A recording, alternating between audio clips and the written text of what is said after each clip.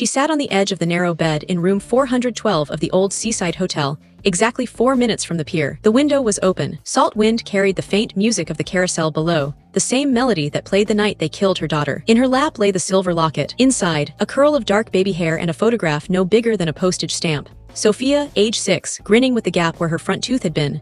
3 years ago, the courts called it an accident. A drunk driver, a tragedy. They never said the driver was Judge Harlan's only son. They never said the blood test vanished. They never said the security cameras on the pier malfunctioned that night. But Mara knew. She had watched from this very window as they carried the small broken body past the lights. Tonight the carousel music sounded almost gentle, like an apology that would never come. She opened the locket, kissed the photograph once, and slipped it into the pocket over her heart.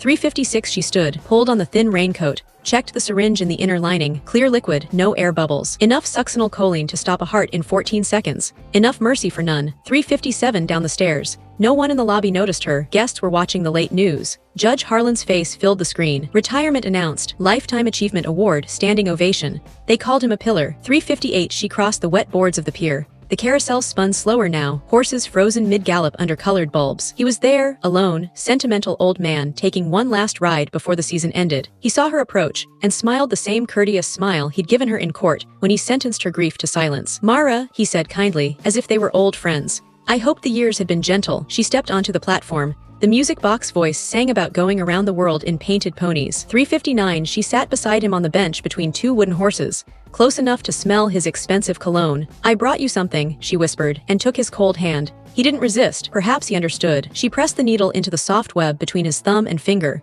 He flinched, eyes widening, but the paralytic was already racing. "I forgave you every night for 3 years," she said, voice trembling with the weight of it. "Tonight I stopped." His mouth opened, no sound came. The carousel lights blurred across his pupils like dying stars. She leaned close so only he could hear. Sophia's hair is still soft. She would have been 9 next month. His heart stuttered, faltered, surrendered. 4 o'clock the carousel completed its final turn and sighed to a stop. The judge sat upright, eyes open, hand still in hers, looking for all the world like a grandfather dozing after a long, happy day. Mara placed the empty syringe in his lap like a ticket stub. She stood, kissed the top of his balding head the way she once kissed her daughter goodnight, and walked back down the pier. Behind her, the carousel lights blinked out one by one. In her pocket, the locket was warm against her heart. For the first time in 3 years, the music finally stopped screaming.